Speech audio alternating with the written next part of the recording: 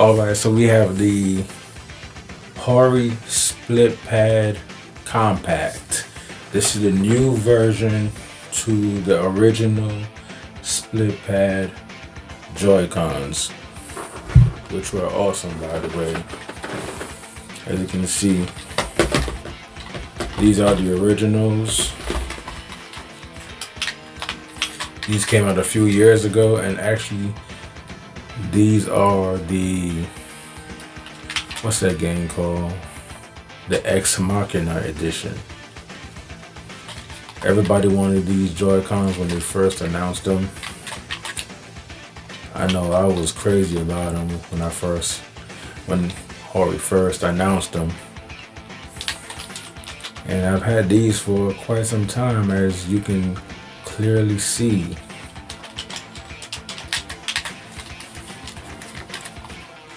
At the time, I thought these were the best Joy-Cons they ever released for the Nintendo Switch. And rightfully so, I still think so. And notice I said one of the best. The joysticks are perfect, the buttons are comfortable, they're big. But as you know, the only flaw with these Joy-Cons is that they do not have rumble, and they do not have NFC, and they're not wireless. So these has to be powered when attached to the console, to the Nintendo Switch. The D-pad is also good. I like the D-pad on here. It's responsive, it's cool. I mean, may not feel the best, but actually it's pretty decent. Overall, great Joy-Cons. And I was actually surprised when they came out with the second one, which is a split pad compact, and I'm gonna unbox for you guys today. And let's get into it. This product does not include the Nintendo Switch OLED model. Nintendo Switch, haha, really.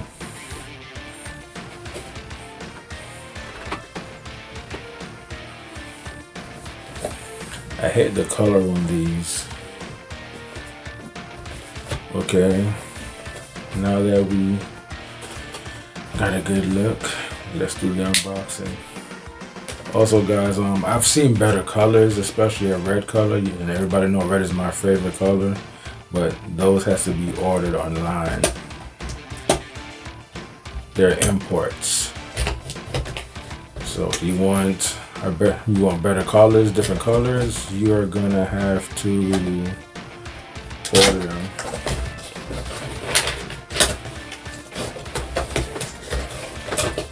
Online. And it puzzles me that why don't the United States and GameStop have different colors? They gave us this ugly yellowish color. I'm gonna put the packaging to the side.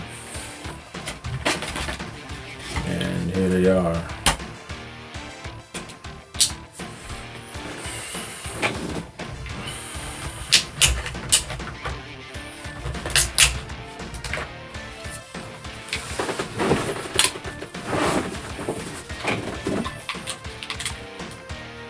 I think these are awkward looking compared to the original Split Pad Pros. Which one is better? It's probably personal preference, but what I do like about these, they're a lot smaller than the original Split Pad Pros. These are bulky, but they're very comfortable nonetheless. But I will admit, after, I don't know, 20-30 minutes, it does cramp your hands.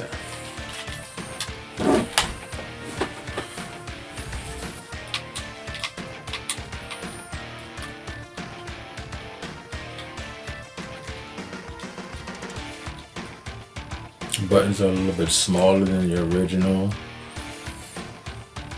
Split Pad Pros. The design and the thumbsticks looks a little bit better, I guess. I mean, it just seems smaller. Everything has a smaller form factor with split pad compacts.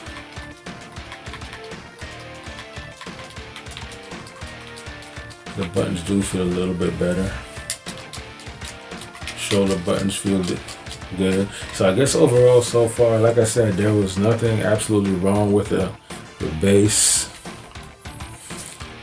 split pad Pro controllers, but just by holding these, I would say these feel a lot better than these, and these were perfect. I had no issues with these. This split pad Pro is actually great, but the second edition, the compact versions, they're a lot smaller. Fits in the hands better. So I guess it feels a little bit more comfortable. And the buttons overall, all the buttons, they feel a lot better. They definitely feel a lot better than the original split pad Pros. And I do like how the shoulder buttons feel, especially. So what we're gonna do now is we're gonna test them out.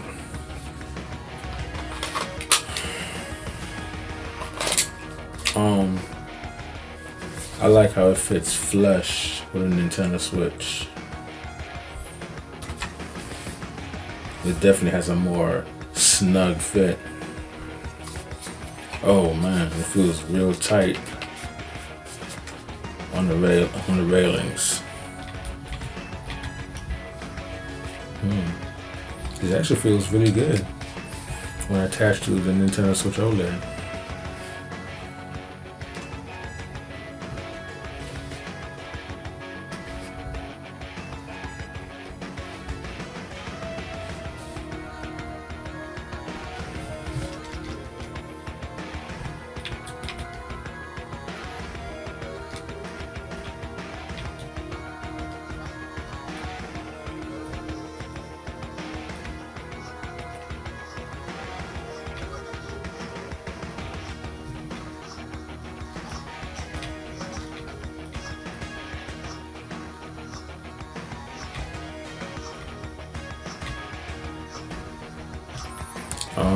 These actually feels really good.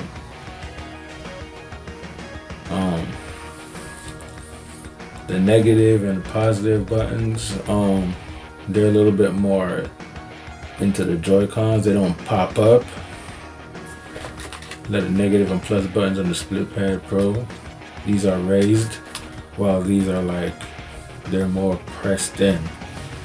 But I have no issues really pressing them. So overall, the compact split pad has a more I would say it feels a lot better than the split pad Pros. And I will say this one last time: there's absolutely nothing wrong with the split pad Pros. And this was $50, and so were these when they first came out.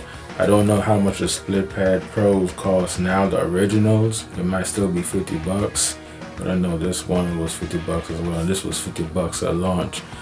And I would actually need more time using these, man, but honestly, just by holding these,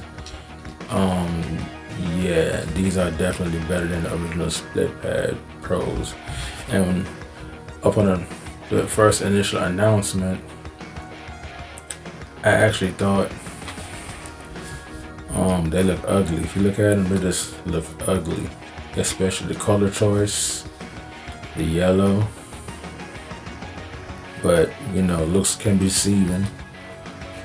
Looks can be deceiving because this actually feels really, really, really good. It feels like it just belongs in the palm of your hands. Just if you look how I'm holding it, it fits right into the middle of your palms, and it doesn't add any weight to the Switch. It feels really light. It feels good. The buttons feel good. The buttons overall, the face buttons have a better feel and a more premium feel than the base Split Pad Pros. The D-pad feels good as well.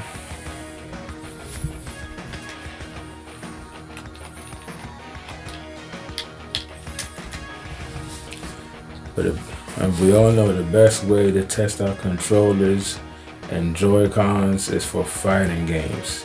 If you can pull off Hadoukens and Shoryukens on this thing, then it's a perfect controller.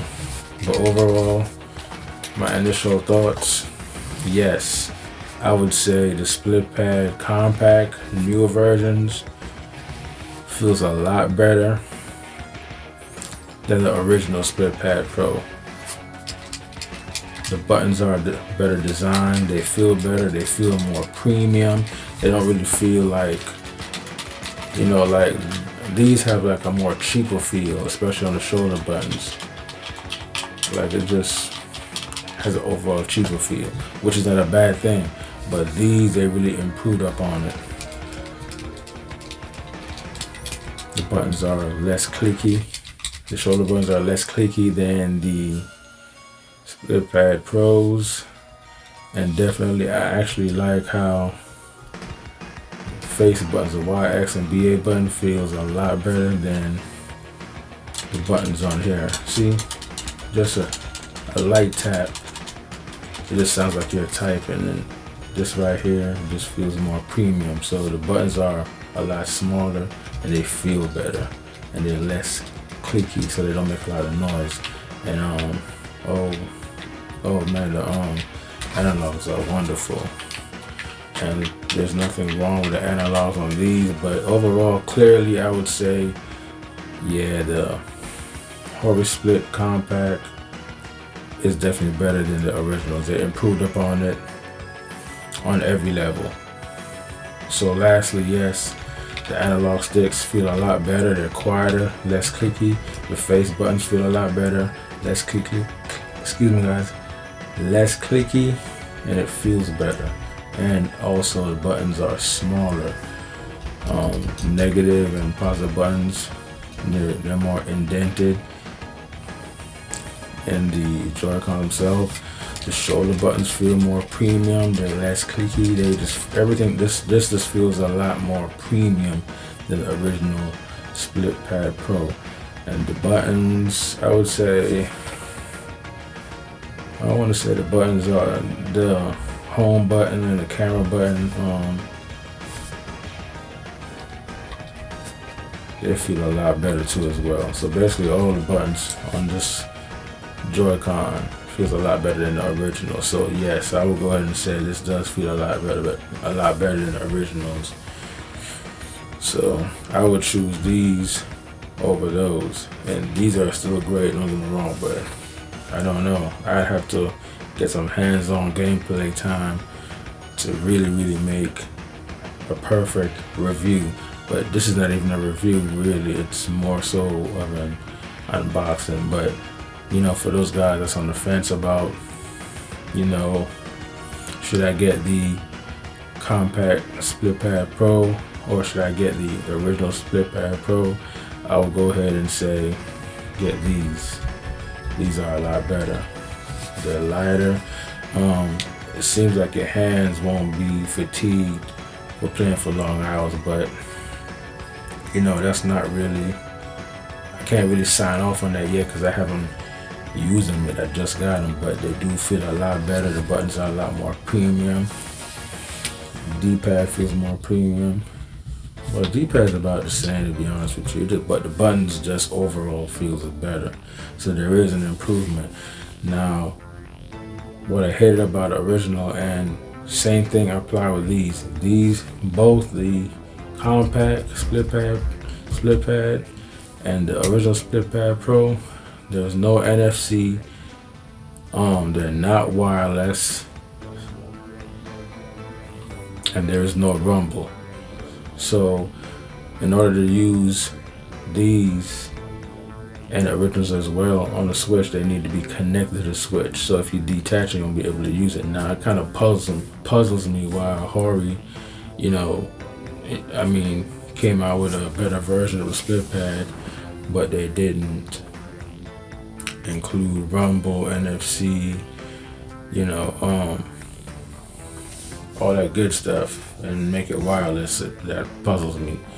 And I don't think that has anything to do with Nintendo, because there are plenty of third-party Joycons out there that has Rumble, NFC, and motion controls.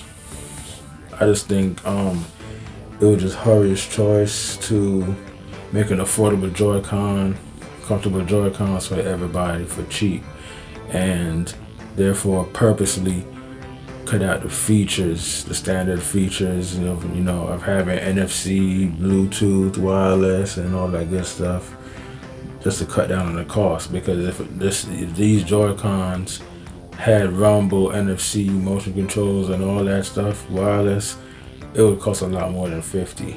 But also, if it included all that, I would pay whatever price they wanted to pay.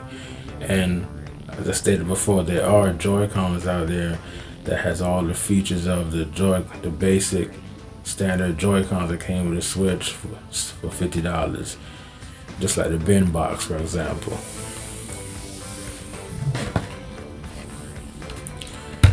And that's about it, guys. Like and subscribe if you're new to my channel, and if you have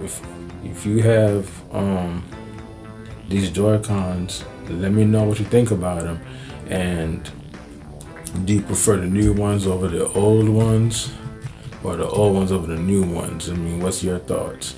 Let me know. But so far, I think I'm gonna be liking these Joy-Cons. They don't look the best, the design is not the greatest on there, but the most important thing is it feels good in the palm of your hands, and the buttons are vast improvements over the standard Split Pad Pro. So yeah, so Hori, if you're listening, if you do come out with a Split Pad Pro or Split Pad Compact 3, if there's a third version you guys gonna make, just go ahead and just charge a little bit extra if you have to, and include Rumble, motion controls, wireless, and all that good stuff.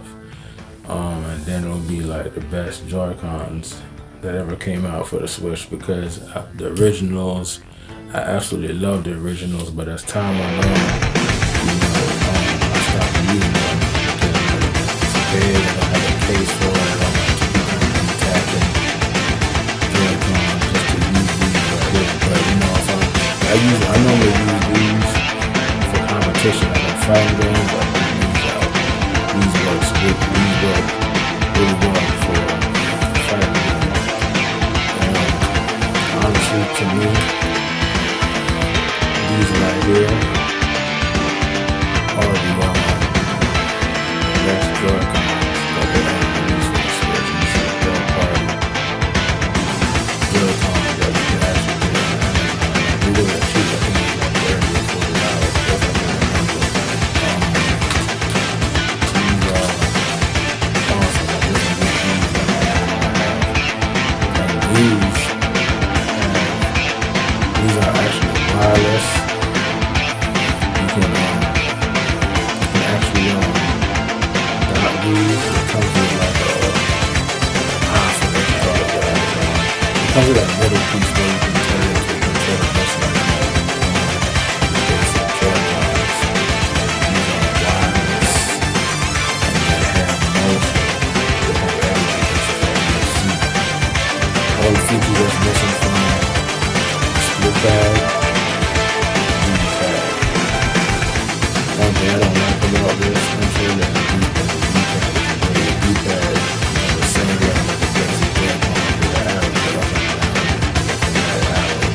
But with that, these are the best, comfortable Joy-Cons that's out there. These are my number ones.